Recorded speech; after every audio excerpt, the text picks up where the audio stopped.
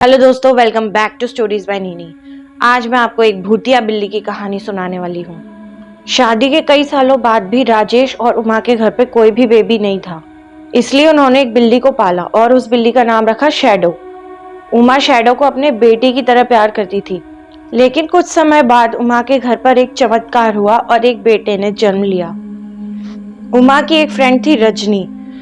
वो अपना जॉब छोड़ के उमा के बेटे का ध्यान रखने कभी कभी आ जाया करती थी, लेकिन उसे देखकर ना जाने क्यों शैडो हमेशा गुस्सा हो जाती थी और उसे अटैक करती थी।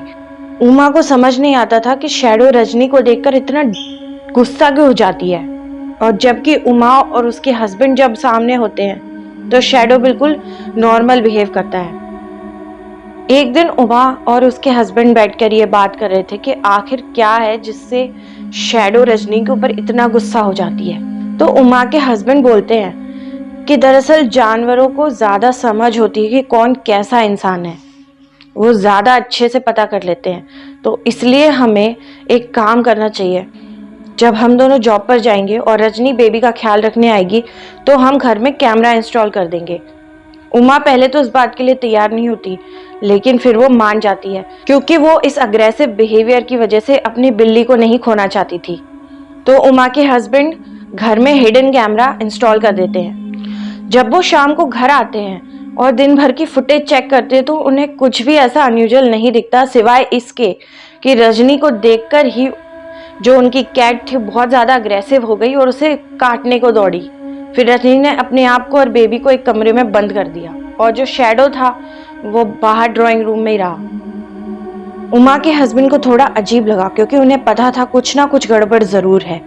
तो अगले दिन उन्होंने रात की फुटेज चेक की और रात को जो उन्होंने देखा वो देखकर वो चौंक गए।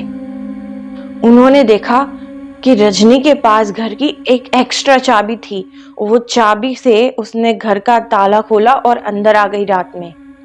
और इतना ही नहीं, वो घर का सामान उठाती जा रही थी।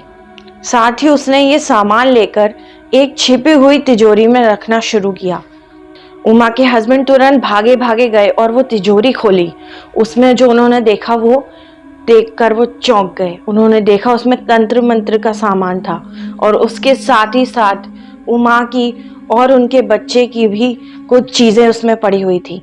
और ये देखकर उन्होंने तुरंत पंडित जी को बुलाया और पंडित जी ने भी उनके शक को पुख्ता किया।